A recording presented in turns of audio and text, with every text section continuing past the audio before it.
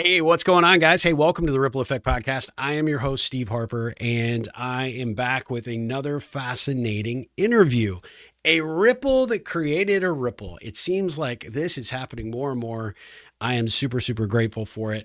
I had a lot of feedback over the years in corporate, and a lot of the feedback was what I could fix. And what we fail to do is look at people and understand what's right. What is right about you and what is working, and how can we optimize that and draw that out of you in a way that creates a better organization for everybody. I think that where we are is many, many years of people get really nervous about performance reviews, because they're like, oh, I'm going to hear what I'm doing wrong. I met Jennifer Hutchinson last year. We had her on the podcast. She was fascinating, just an amazing coach. And just out of the blue one day, I get an email and she said, hey, from one Jennifer to another Jennifer. Actually, this one is Jen Newbill, but I think you and Jen need to know each other. Jen had recently left corporate America and started her own coaching practice. And she was like, I just think there's a vibe. I think you guys are going to get along. And boy, was she right. Jen is actually a really, really fascinating and new emerging coach. She is got her practice is called New Day Coaching with Jen Newbill. And she is focused on helping leaders understand how to lead, inspire, and perform and create lasting impact for your colleagues, for your team, for yourself. And I'm so grateful because she has a very unique approach to how she's approaching her coaching. When we got together to just get acquainted, we were talking about all things corporate. We were talking about the impact on the environment, culture, all the things that are happening with AI. And I think we were scheduled for a 30-minute conversation. It lasted well beyond that. We probably could have gone for another couple of hours. We were jamming that much, but I'm so grateful she agreed to be a part of the Ripple Effect podcast. And so with no further ado, let's dive into this interview with Jen Newbill.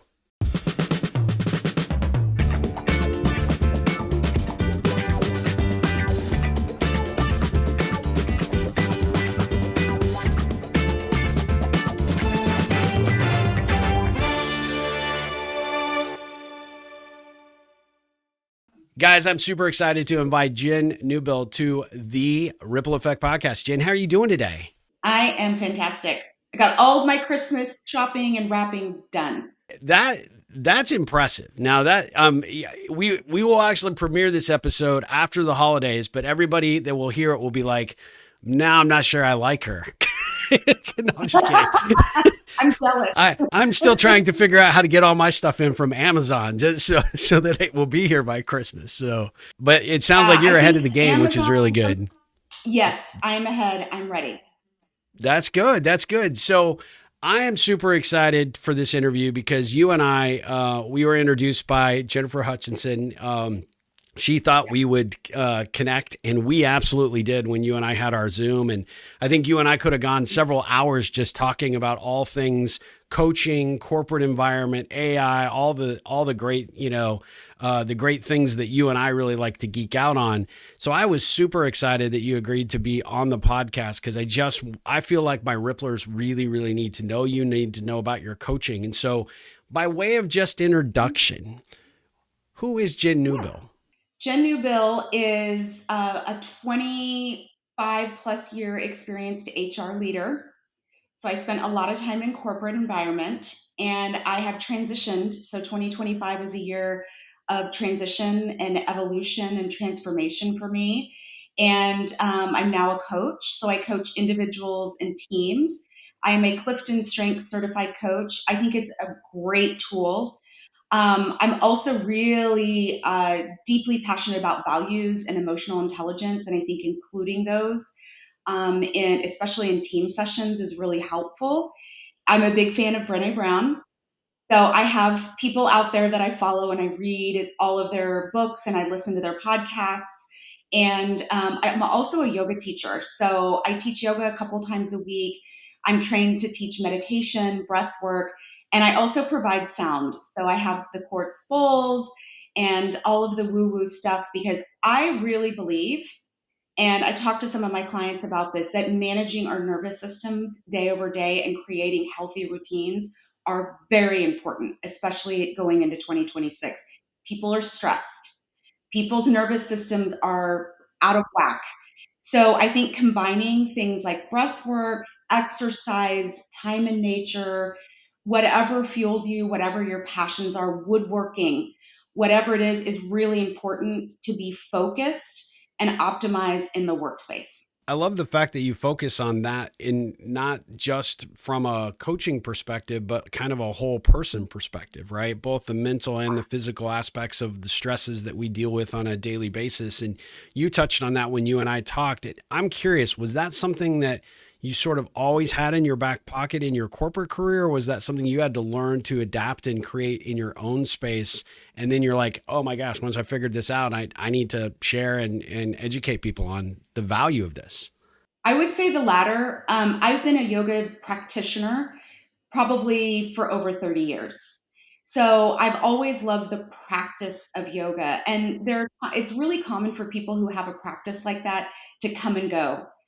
Maybe their studio closes. COVID was really difficult for people to get together, but I found an incredible studio here in Austin, Texas, where they have an outdoor space. So I Oh, stumbled upon wow. this place. It was actually a friend of mine who said, "Hey, there's an outdoor space, try it."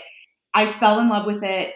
I have a community there. It's the kind of place where you walk in and people like cheers, they know your name. And I think that's really important, social connection outside of work as well as inside of work. To feel connected to other people is really vital. I went through my training at that studio and I'm going there later this afternoon. So it's a big part of my life.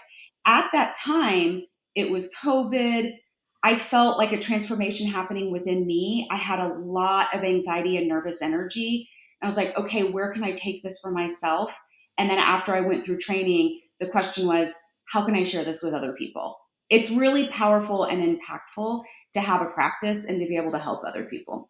Oh, I love that. So what is it that just for your own fulfillment, what is it that you get out of yoga? Because I think there are a lot of folks that, myself included, I've tried it a few times. I think I feel like a fish out of water when I'm trying it. So going to a class, I'm like super insecure, and but I get the understanding and appreciation of the practice because it's very Yes. intentional. It's very self-fulfilling in a lot of ways, different than, pumping iron or, running on a treadmill, etc. But what is it for you that really speaks to you about it, and what did it bring to your life? And, how did it in sort of inform that, hey, I want to now go teach this? The practice of yoga, when it comes to the asanas, which are the postures, is only what they call one limb. There's 8 limbs of yoga.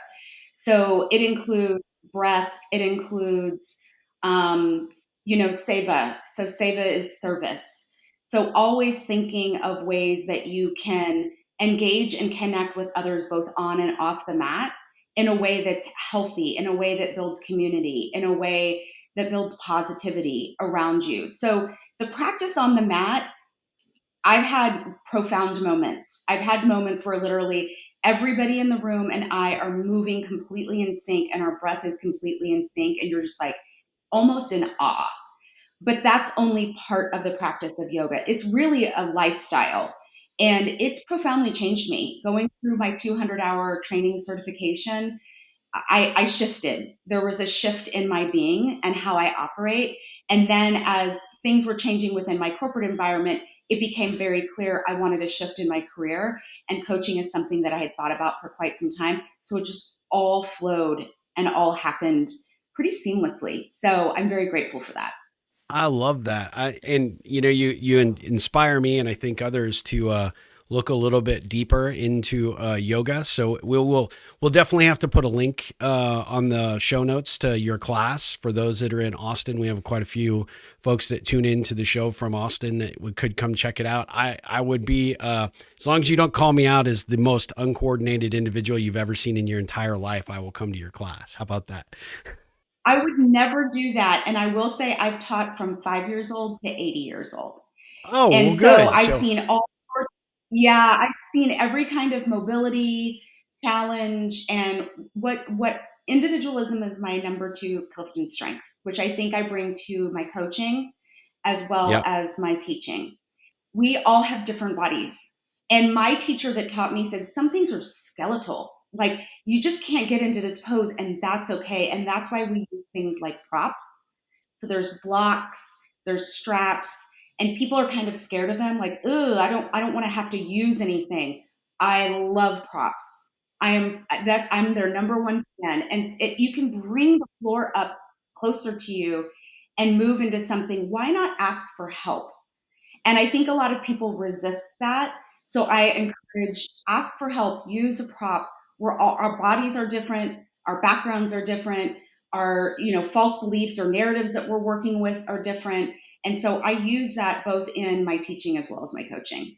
I love that. And you actually make a perfect segue because use what is in front of you, use what is helpful to you to get the best possible result, which I have to think is why you chose coaching, right? And why folks that need or seek out a coach really are starting to reach for that help. And so talk about how you kind of seamlessly approach that from a perspective of working with an individual or a team, and how that same mindset and that same approach really informs how you Mhm. coach. Yeah, so I use Clifton Strengths, and I think that's a great. It's an assessment, and I think it's a great tool to really start to root into how do you operate naturally. And I can do that with an individual. A lot of times they'll talk about family members and things beside work colleagues or their manager will come up in conversations on an individual basis. On a team basis, we'll definitely point out, you can have like a little table tent and people will be like, oh, your number one is focus. I coached with an executive team here in Austin a couple of months ago. And even when I saw his report, I was like, whoa, that's so cool. Everybody's results are different and it's Yeah. fascinating. And then what you do is you can pick up on a grid and you could plot it out and you could say, okay, as a team, is there a specific domain where maybe you have more strengths? This particular group was really high in influencing, but they were lowest in relationship building. So then it turns into a discussion of, okay, your influencing means you're cheerleading, you have lots of energy, you can influence, your board, you can influence your customers, your clients, your partners, but are you connecting with people one-on-one and checking in on them? Are your employees maybe struggling with some burnout or some other things? So that's where the evolution of the conversation went with from a team perspective is you collect all of the responses from the assessments and then you see where you as a leadership team and how could this maybe impact the organization. So it's a little bit of a different lens when you have 8, 10, 12 people in the room, but it also can be really powerful. I love how you Yeah. approach that because I think, especially for a leader who might be out there, and we have a lot of corporate leaders that listen to this podcast, the value of understanding not only yourself as a leader and how you show up and perform at work is invaluable, but the ability for you to know how you participate and plug into the team that you've gone out and invested in, you've brought them in, and why would you not want to understand what's the best way that I can align with these people? Where can I put them in for where there is a better or more natural fit for their skill sets, their abilities, their interests, their likes, their wants, and how to Mhm. balance the team. If you think about trying to put together any kind of sports team, it's about putting the right people in the right positions to perform. And it blows me away. And you and I Mhm. talked about this when we first met, about how many organizations don't actually take the time to understand, hey, do we have the right people? Do we have the right people in the right seats on the bus? Are we maximizing their value? Are we supporting them in the most positive way that we can? And if you have a leader that doesn't understand how they show up in the workplace or how they are performing as a leader, then it's Mhm. really hard for them to, sort of mesh really well. And so I loved the way that you talked about how you approach that, because it's so critical for an Yeah. executive team to understand the positives, their negatives, their areas of improvement, their genius, and then how that aligns with Mhm. the folks that are actually, downstream from them, so that you can have a more cohesive team. For a leader who's like, I have not thought about doing that, talk a little bit about why you think that is even more important in today's society, or more today, in today's work environment, because it is so challenging and struggle focused right now in corporate America. I had a lot of feedback over the years in corporate. And a lot of the feedback was what I could fix. And what we fail to do is look at people and understand what's right. What is right about you and what is working, and how can we optimize that and draw that out of you in a way that creates a better organization for everybody. So I think that where we are is many, many years of people, people get really nervous about performance reviews because they're like, oh, I'm going to hear what I'm doing wrong.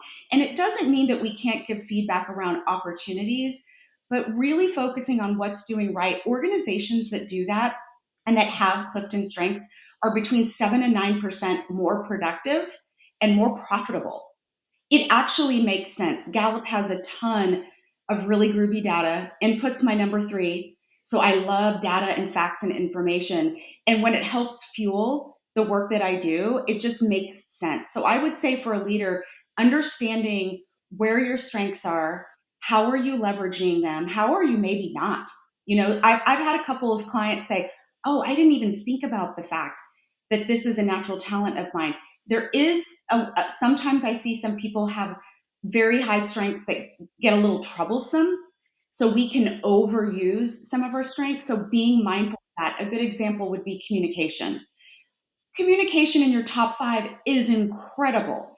Words come very easily to you. Writing comes very easily to you. You could also talk over people, right? So it's being mindful of how are you using these natural talents and how can you harness them to where they're actual strengths. So you have to put some work into understanding and then aiming. They call it claiming and aiming in Gallup. And that's where a coach is really handy. So, yeah, that's what I would tell a leader. I love that. So because you come from a corporate environment, this is a big shift for you to move from, that type of arena into this entrepreneurial arena, which hats off to you for doing it. Mm-hmm. I'm so excited for what the future holds for you. But Yeah. what do you see now being kind of an outsider from the corporate environment now as a coach and in this more strategic role that you've created for yourself with your coaching practice? Where do you see the gaps for big companies? And, obviously we could talk specifically to the leadership about where the issues are, but why do you think a lot of the big companies fail to put the emphasis and the resources and the investment behind these types of services like you offer? I think it's a great question, and I really don't know why, because the data is there to support Yeah. investing in your employees' strengths makes sense. It's you make more money, you have happier employees, they stay longer. The data is there. It feels like investments in employees are one of the first things that are cut. And I saw it in my last organization where I spent over 2 decades. I had a great experience. But the last couple of years I was there, it was all about savings. And it was, we were cutting programs in HR, we were cutting a lot in marketing. And I feel like there's not a long term enough approach within corporate. It's very quarter to quarter, it's very year over year. It's very much about the shareholders and the stock market. And it's very reactionary, in my opinion. And I feel like organizations that really invest in in their employees and their employee base for the long run, they're the organizations that I would love to work with, but also the organizations that don't have these kind of programs and are asking themselves, what can we do that's different? Why are we seeing high attrition? A lot of my individual clients tell me I don't feel invested in. That's a very common theme, and it's something that can be addressed quite easily through something like strengths. So let me ask you that question. So if I'm a leader or I'm a employee of a company, small, big, doesn't matter. What does investment actually mean to both of those through both of those lenses? I think for an individual, I find people want to one and done. They want to take their assessment and they maybe want to have one or two sessions with a coach. This is a process. You probably want to work for somebody for at least 12 months to really see a profound difference. And same with organizations. I could come in, I could do a strengths, review with your team. It's fun. That's one of the things about strengths is, yeah, you can rumble a little bit, right? You could talk about conflict resolution. You can kind of get into the weeds, but it's also fun to talk about strengths and to see how we're different and what we bring to the table. But really, multiple sessions over a period of time is where you're going to start to shift and see a difference. So I think we live in a culture, speaking of culture, where we want to one and done. We want to have a fix. We want to bring it in. We want to be done with it. No more investment. We're good. And the reality is the investment has to happen over time. And you have to plan for it year over year. And it's just part of how you run the business. I love that answer. I set you up with that answer for or that question because I really wanted to dive into something that really stood out to me when I first met you, which was staying power. Right at the end of the day, I think that what makes you very unique and how you approach this is that you don't want to be the one and done. It's not a parlor trick, and I think one of the reasons I asked the question the way I did through both lenses is as an individual, it's easy for us to do these assessments. Oh, that's interesting, and move on. You have to use that assessment to really understand really how you are as a teammate, a colleague, a leader, how you apply it to your work, how you apply it to your problem solving, your personal relationships, how you show up every single day, your enthusiasm, motivation. In the same kind of context from a leadership or an organization perspective is true as well. The staying power there is that at the end of the day, if you're just going to bring it in as a parlor trick, then it's no different than bringing in a motivational speaker. Yeah. Everybody for the day may get riled up and like excited, and then that wears off the minute they get back to their desk and they've got the voicemail light flashing and they've got 300 emails, right? And there's no staying power to that. I agree. And I think things like visual cues. So these are all of my top strengths. I put my bottom 5 on the back because I ignore them. But sometimes having a visual cue or reminder for an individual or even for a team is really important because, and I just wrote a LinkedIn blog post about this. Object permanence means an idea, a concept, a thing is something that we forget about when we don't always see it. It's not always in front of us. So you're making a really cool point here, Steve, is that you go to the event, you have the session, people cry, they're high-fiving. I mean, it's cool. And then the next day they forget. What's great about one of the organizations I'm working with is I check in. I'm like, okay, when are we ready for our next session? So we're going to meet after the new year again. Like, we got to keep this ball rolling. And I asked the VP of people, are you talking about your strengths? And she said, we talk about them every day. So talking about them, having a common language, bringing it into the conversation, visual cues to remind you, what are my top 10 again and what order are they? That is something that we also need to include in these sessions to say this isn't one and done. This is a shift for the organization and it's over the long run. And that's where you start to see the power. Yeah, I think the power for an organization, for any leader that's out there, if you are really committed to doubling down and improving employee satisfaction in 2026, actually furthering your goals and objectives by better client acquisitions, happier customer service experiences, more sustainable growth. All of that comes down to your ability to invest in your people. And you have to have a game plan and a strategy. And one of the places to start, like Jen is saying, is understand who you have on the bus with you and how you're operating and driving that bus to make sure that you've got maximum velocity and efficiency. And that starts with understanding who are my key players. How do we get along? How do we align? How do we work together? How do we overcome challenges or work through conflict? I think that one of the biggest problems for organizations is they turn a blind eye to it, and you probably know this better than most, Jen, right? They push that over to HR, deal with this, figure this out, or get us the quarterly, rah-rah sessions scheduled. And to hear you speak and, ultimately the reason I brought it up in the first place is if that's the way that you're approaching it from an organization perspective, you're already missing the mark. There's just huge opportunity here. And I feel that organizations are really focused on a lot of bottom line. And I get it. You need revenue, you need to make your shareholders happy. But in the long run, you will see a lot of positive momentum if you truly invest in your employees. And it's the common language. There are organizations that are Clifton Strengths organizations where everybody has like a magnet. that has their top 5 on their cue, or they have a mug. This is a what's your strengths mug, but they also have mugs where you have your number 1 or your top 5. And it just becomes part of the culture.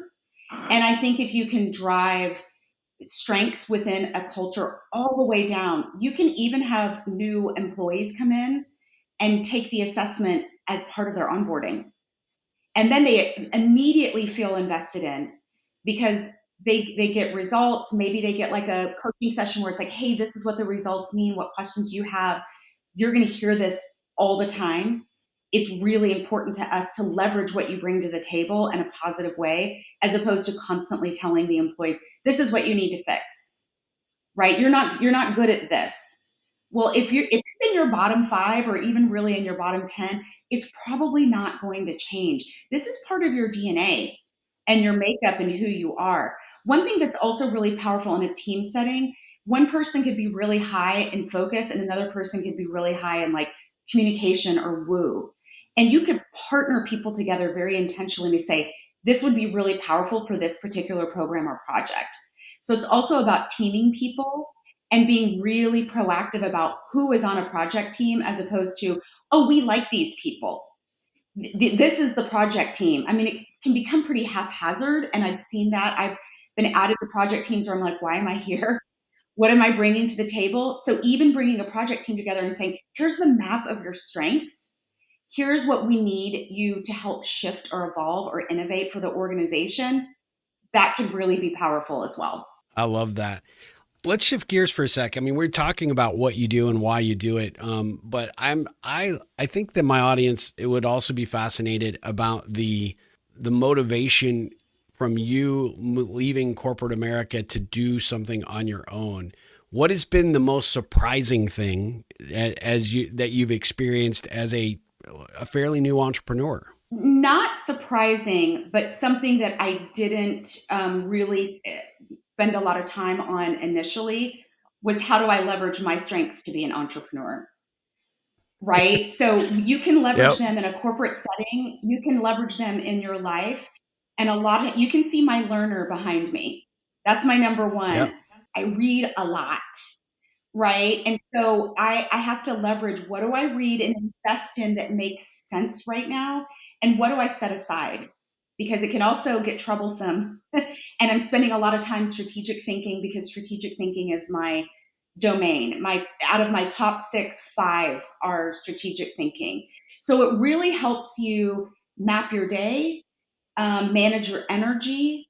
And so I would say I didn't bring my strengths in until probably 4 or 5 months in. And then I had an aha moment of, why am I not doing this? But my reason for leaving corporate is I felt like I could add more value if I was on my own, which I realize sounds crazy, but I was in a position where I wanted to add value within my organization and I just didn't feel like I could.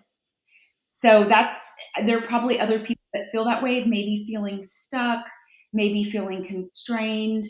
And I thought the only way that I could really do what I want to do, what my calling is, leverage those strengths, is to go out on my own.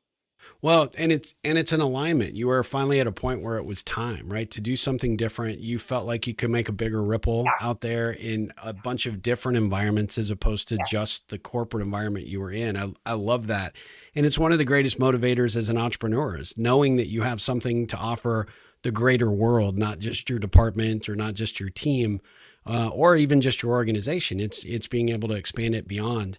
So let me ask you, as a fairly new entrepreneur, what would be the one book, book or two that you'd recommend somebody who might hear this interview, be inspired by you and wants to go out and try their own thing? But what book would book or books would you recommend they read first? oh my gosh, there's so many. I am starting a book right now called Talk Like Ted. And it's a book that leverages all of the learnings from TED Talks. So my communication is number 12. It's up there, but it's not super accessible top 5 or top 10. So I have to be really intentional. So that's a book that I've just started. I've actually read it or recommended it to a couple of my clients. Susan Cain has a book called Quiet, And I think that is really helpful for people to understand if they're introverts or they're working closely with introverts, how introverts operate and work. And in Clifton Strengths, there is a strength called relator. And it's a relationship building strength, but it tends to be people that are more introverted and people that want to engage and connect one on one. So I think it's really helpful to understand your energy and how you engage and connect with people that's the most powerful for you. So that's an incredible book. I'm in between an introvert and extrovert. I sort of flip flop, but I have a lot of clients that are introverted that are like, can I be a powerful leader if I relate to people more on a one-on-one basis? How do I command a room? And one thing I tell people is you probably have really good listening skills, and that's something that's absolutely missing from corporate. So that's another thing that I think is an opportunity for teams is how do we build better listening that isn't I'm sitting and thinking about what I'm going to say next, but I'm deeply listening to what you're saying and connecting with you on a deeper level. So I think that's an opportunity as well. I love that. Entrepreneurs, yeah, I'm asking a few questions that are a little bit different than I normally ask because I'm just so fascinated by your story. But as an entrepreneur, what's the one thing you would suggest not doing as a brand new entrepreneur? Not doing, well, you have to have patience. So being impatient is something you shouldn't do to answer your question, because it takes time. And I am not the most patient person. So I left my organization in February and I thought by June, I had these goals. By June, I'm going to have this, this, this, this, this.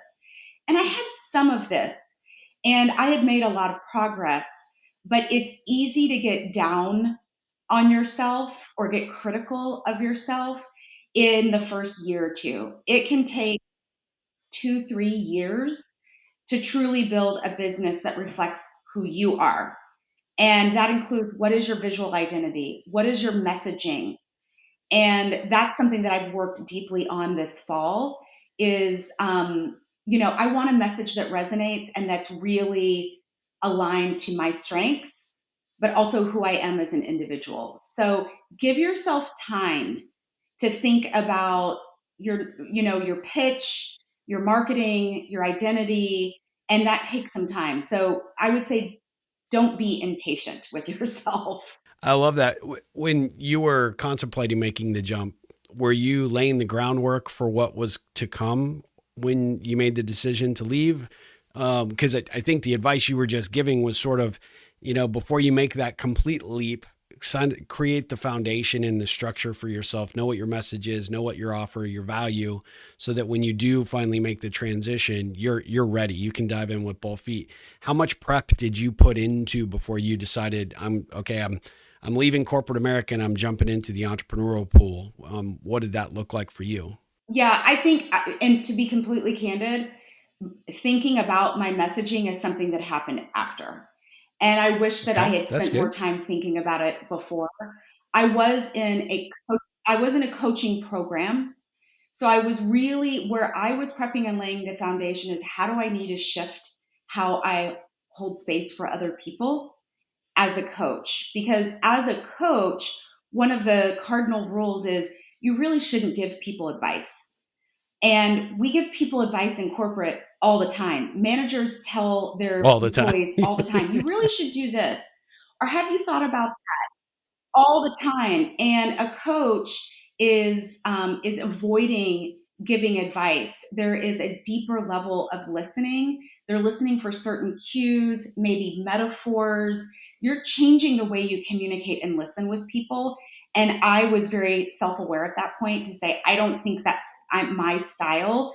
The way I've been in corporate for the last 28 years is going to work.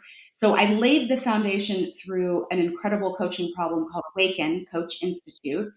And that's where I spent my time before I left. After I left is where I started thinking about more the operational pieces. And then about 6 months in, that's where I started thinking about what is my message really? What am I trying to tell people that my niche is? It's important to have a niche and to be really clear about who you're serving and what you're offering. Because if you're like, I'm just a coach and I can be a coach to anybody, it's not going to hook people. They're not going to feel compelled to work with you. There's not going to be that connection of, oh, that's the person that I want to work with because they're really speaking to me. So I did that a little bit later, and I kind of wish that I had thought about that sooner. I love that you shared that. I appreciate that honesty because I think that that's a really valuable piece of advice for someone to hear that might think Mhm. about doing it. What's the thing that scares you the most as an entrepreneur right now? That my message is just not going to resonate. That there's a lot of coaches. I know a lot of coaches are really good. We're not competing. So what I really try to work on with my, especially my individual clients, but also myself, is any scarcity thoughts or false beliefs. Because there's plenty of coaches and plenty of clients and plenty of organizations to go around for everybody. There really is, but you can get into a scarcity mindset really easily. You could also get into comparison. I use LinkedIn. That's my main tool. That's where people can connect with me and follow me. I post there multiple times a week. You watch what other people post and you think, should I post something like that? No. Understand your strength, your value, Yeah. your message, what you're passionate about, what's important to you, and stick to that. Don't compare yourself to other people and what they're doing, their company name, their cool logo. That's their thing. And there's plenty of clients and opportunities to go around for everybody. So I would say be mindful of a scarcity mindset, and it can really mess with you. And I see it with a lot of my clients. And then also really try to tap into when you're comparing yourself, what's the trigger? What's happening? And try to, what I do is I sit down and I journal. If I find comparison happening, I grab my journal, I sit down for 5 minutes. I redirect and shift my thinking. You don't have to write anything. You don't have to have a journaling practice. Some people don't like to do that. You can redirect within your own mind. You could go take a walk for 5 minutes. Get some fresh air. But really shifting away from those things, I think, is important when you're starting a business. I love that because I think, you embrace the fear of what's out there and you're cognizant of it. So when you start to slip into those moments where all of a sudden comparison, becomes a big challenge for a lot of startup entrepreneurs. We're not good enough. We're not smart enough. I don't have a cool enough logo. I don't have, this type of website that is on par with theirs. I love that you're able to be cognizant of you slipping into those mindsets. And then I love how your advice is, drive that, by changing your environment or start putting that down on paper in your journal so that you can really look at that and dive into it. Because I find, especially, and, obviously, my coach mindset kicks off when I hear things like that. It's like, when you start to catch yourself, you're already halfway to the solution of solving it for yourself because at that time, you're able to identify it in the moment, which makes you just that much sharper when these situations come up. And when you're sharper, your confidence builds, your growth happens. And before you know it, you're like a completely different entrepreneur than you were even a month ago, 6 months ago. It's such a powerful, powerful way to look at it. Yeah, that's quite all right. I would, being mindful of false beliefs, false narratives, traps, and being able to catch them because we're human and we all get caught up in those traps and those lines of thinking that are not beneficial to you and that simply aren't true. I think is really important when you're starting a business because if you get caught in that, there's too many coaches out there. My offering is not unique enough.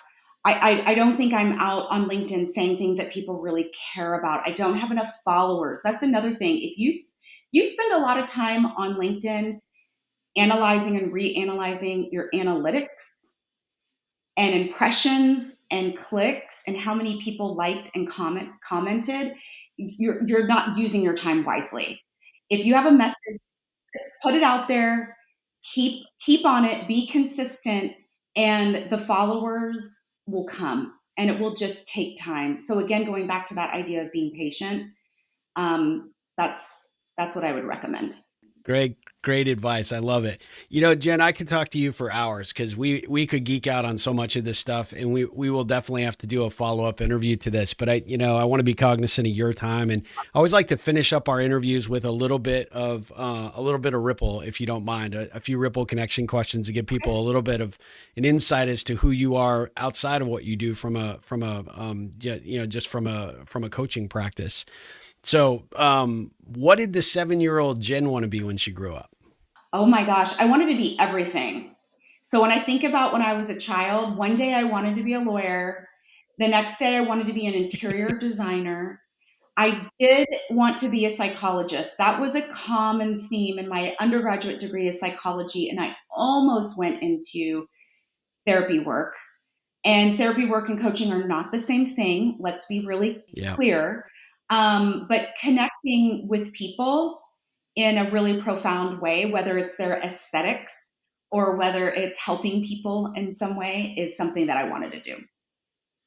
I love that. And what is the current version of Jen want to be when she grows up?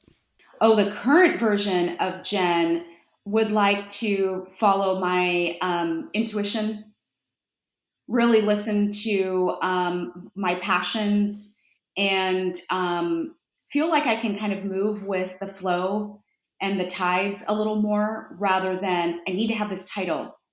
I need to have this much Yeah. income. I need to have, this look this way on social media.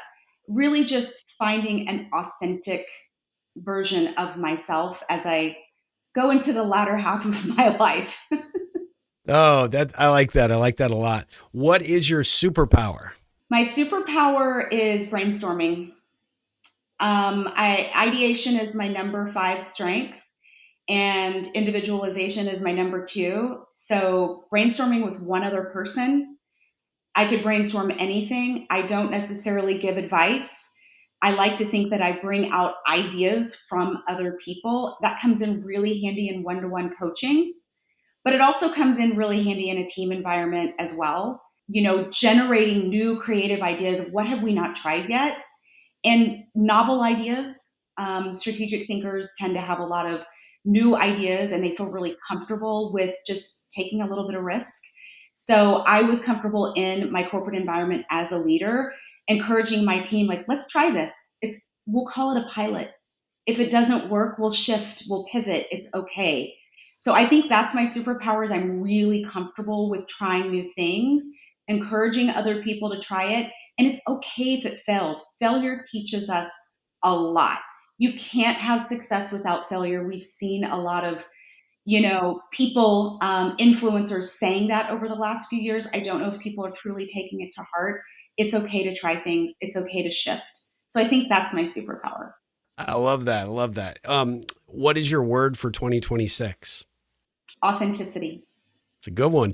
It's a great one. What is the Yeah. one thing you want to improve in 2026 for yourself? Organization. You can see it behind me.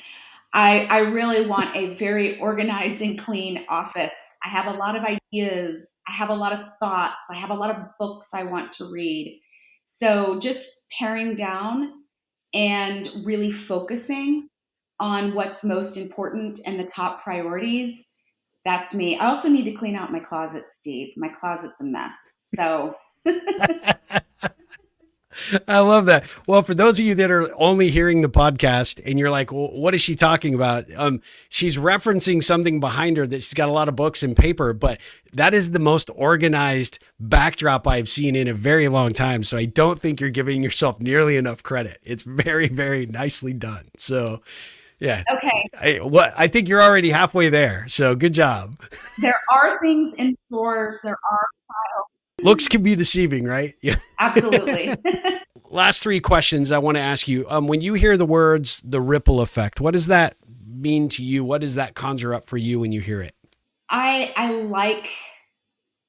first visualize a ripple, and it's really you're in the center, and what you do, how you operate, how you treat people with respect and kindness, how you support people through whatever offering you may have, really ripples to so many people.